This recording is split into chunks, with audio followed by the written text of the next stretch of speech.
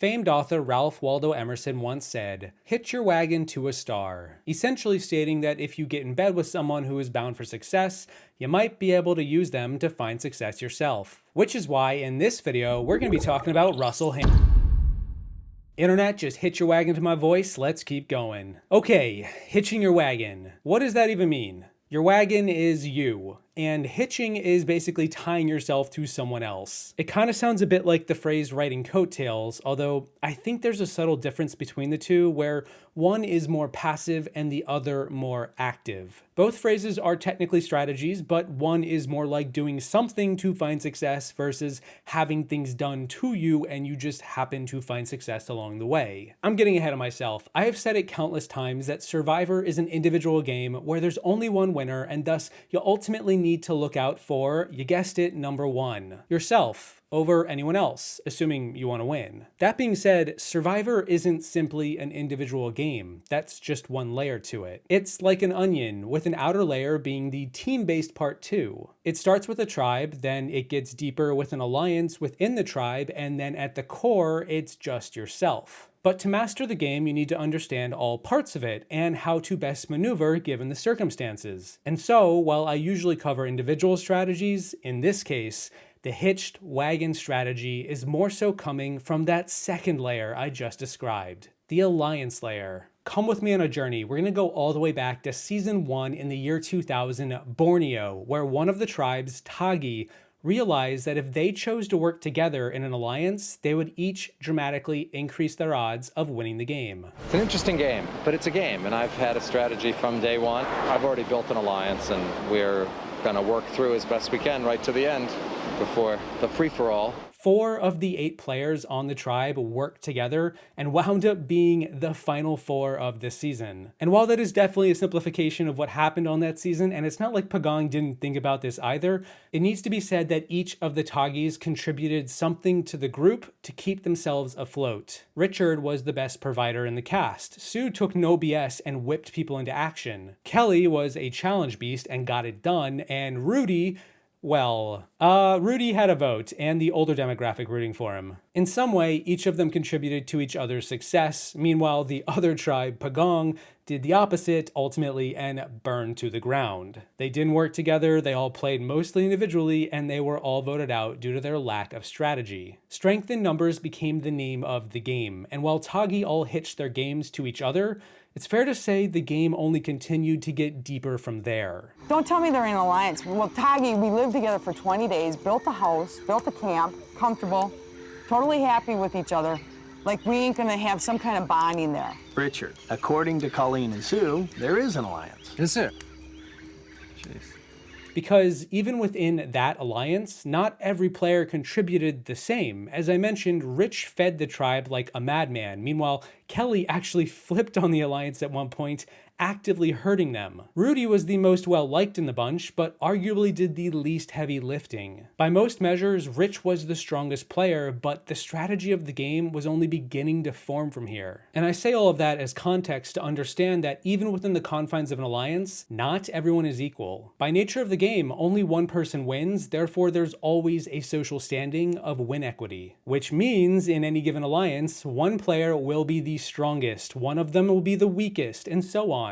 And all of this explanation, all of this background, all of this sets the stage for the hitched wagon strategy. The idea that the weaker player, however you define weaker, less win equity, less social maneuverability, less challenge prowess, maybe all of the above, that player intentionally nuzzles up close to a bigger player, one with a bigger target, one that is generally perceived as stronger, and they work in tandem with them to run the table. Now, yeah, there are exceptions to this loose definition, and I will give some examples in a second, but for the most part, this strategy is all about recognizing where you stand in the group and then becoming BFFs with the person calling the shots. Let the other players be the leaders. You're just a whittle follower with no win equity to speak of. Don't worry about me, I'm just a number, I'm just riding coattails, I'm just thankful to even be here in the first place. Oh yeah, by the way, I'm aiming to get first place. Oh, thank you, Russell Hanson, for letting me get as far as the final 3. Thank you for handing me $1 million. Wait, what? I've accomplished the impossible out here, all by myself. and brought a couple of bums with me. The winner of Survivor Samoa. You know, I actually don't know if I would say that Natalie is the best example of this strategy, as she kind of hitched herself to Russell real quick before he even had time to become the tour de force he was about to be. And I also think it's important for this strategy to really be most effective that if you're the person hitching your wagon to a stronger player, that you also have a plan in motion to eventually subvert that player and not let them win, to be able to influence their decisions and eventual demise. In Natalie's case, she had a bit of that, but mostly it was just banking on Russell getting in his own way, which he did. I'm probably being picky and a little bit ticky-tack about it, but you know, hey, that's the fun part about defining stuff. It's like throwing a party for Wikipedia editors. Either way, let's talk about another example. Let's talk about Rob Sesternino from the Amazon, season 6, who very much shifted to using this strategy when he pushed Alex and Dina to the forefront so they could become dueling leaders of the tribe. Rob was successful with this strategy as he not only rode both their gravy trains, he also made it known to others that he was able to influence their decisions. And once he realized there was a limit to how much he could rely on Dina or Alex to keep him safe, he unhitched his wagon and took control. As we saw with the biggest blindside of the season where Rob voted out Alex at the final 7. I have an alliance to the end with Dina that is a secret. The other players, I don't believe, have any clue that Dina and I have been working together and are so close. I feel as if we're in control, Rob and I. Ultimately, I'm in control. You know, because I always have a backup plan after my backup plan. Alex's decision to tell me that he was going to vote me out at the Final 4 is really kind of curious. Dina and Alex both think they have the exact same people to vote the other one off, and both think that their plan is going to work without a hitch. Rafe actually did something similar in season 11 Guatemala with Stephanie, a returning player who held a commanding presence. Stephanie became the de facto leader of the tribe with her experience and big personality, and Rafe cozied up next to her all season and worked her a bit like Wormtongue and Theoden. Yes, Rafe, in case that reference wasn't clear, you are in fact the baddies. I would have used a Wheel of Time reference, but I don't know it nearly as well. I kind of had this really sad realization. Am I a member of the Axis of Evil? My strategy consists of me getting to the final 2 with Rafe because I feel like Rafe's the only person I have a chance to win the $1 million against. We never lied to each other. Ever. Not once this whole game. I know. Rafe helped control Steph's path to the end, all while making it known he had the ability to upend her game if need be. And while he ultimately didn't need be, he hitched his wagon to Steph early, but the amusing part about Rafe's demise is that Danny eventually hitched her wagon to Rafe and upended Rafe's game at the last second. Wagon on wagon violence. Steven on season 18 Tocantins tried to do this with JT. As we saw numerous times, Steven was the backline wizard to JT's frontline warrior, and Steven's eventual plan was to vote JT out toward the end. He did a lot of the heavy lifting that season strategically alongside the golden boy, which was JT, but the plan was never to go to the final 2 with JT. He just could never act on that plan given JT just kept winning immunity. But if Steven could have done so, he was absolutely ready to unhitch and take the win himself. If we don't get you guys now, we can go on a run. You know, it happens every season someone goes on a run. Let's make it you. It's hard to believe that I'm still here, Final 4. There's a huge feeling of accomplishment, especially for me, Steven, and Todd. The remaining 3 Jalapao are here in the Final 4 together. Our biggest threat, of course, is Jay, but... I know. Well, you know, if JT loses immunity, ... Wow. I think there's a subtle difference between doing just that and simply riding a coattail, where you don't really do much and your success is less guaranteed because of it. Sophie in South Pacific immediately hitched her wagon to Coach, but also knew she couldn't let Coach derail the train. She needed him to last until the end, where she would beat him in front of the jury. Sophie's game was largely based around maintaining the status quo to enable her wagon to get taken far, and every move she made was in support of this outcome, not in spite of it. I really want to understand your strategy and why you made the alliance with Coach and Albert. What about them specifically early on? Before I came to this game, I said, you know, I wish I was a man because men in this game seem to be able to get 2 young girls to follow them to the end, and that's something I can't do. And when I met Coach, I saw him as the equivalent of a young girl. He was someone who said to me, my loyalty is worth more than $1 million. I want to come out of this game restoring who I am. That's a guy who's not going to write my name down. When I look at a winner like Denise 2 seasons later in the Philippines, it could be argued that she planned to ride Malcolm's coattails to the end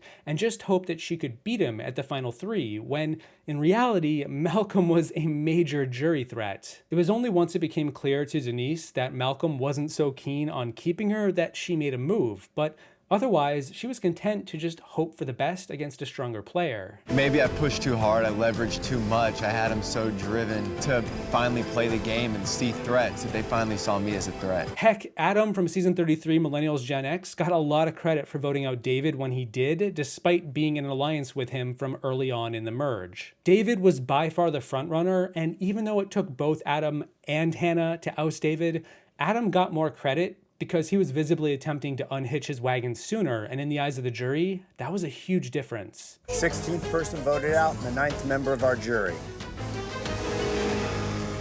Brett. The flipper flips again.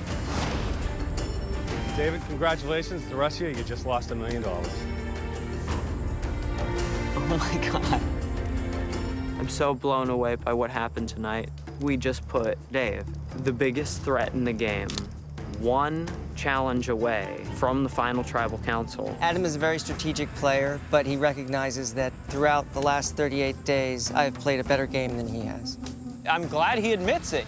So many people have been right here saying Dave is the biggest threat in the game because he's been up here the whole time and people have been shooting and missing just underneath. Intentionality is an important component with this strat. It's not enough to just say yes to a bigger player's pitch. You need to do so knowing you can't rock with them to the very end unless you have a plan in mind to beat them. Intuition is key. Social awareness is always important, and yes, like every strategy, there is an inherent risk in potentially letting the bigger, stronger players go deeper into the game, largely thanks to your Hitched Wagon support. But hey, you are not a coattail rider, you are putting the pieces together to eventually get off at the next convenient stop. Part of the reason that we see the final 3 take shape for the first time on season 13 Cook Islands and then the final 4 Firemaking Challenge on season 35 is to prevent the hitched wagons, or the coattail riders, from taking out the flashier, bigger players who are likely hogging the airtime. Because hey, if you think about it, if there are less opportunities to make a move against these players, well, the bigger players are more likely to win. And I think if I take a step back and just look at the overall meta of this strategy, I get it. The strategy isn't beloved. It's kind of like sandbagging. I think the average viewer wants to see the person who gives their all and is bold and takes risks to win the game.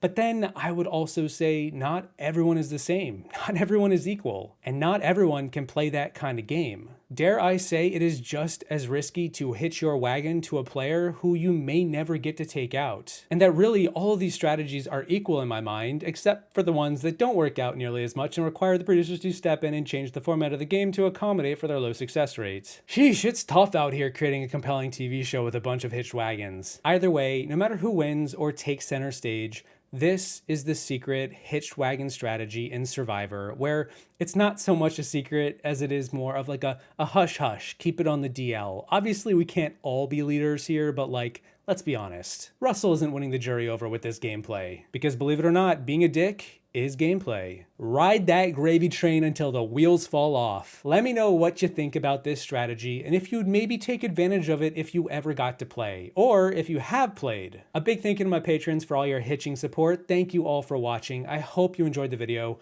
Don't forget to unhitch before it's too late on your way out, and I will see you in the next one. Once I watch Boston Rob break the strategy by getting hitched after the jury has already voted for the winner. Regardless of what happens here tonight with the vote, I feel like I already won. We came a long way in this crazy game.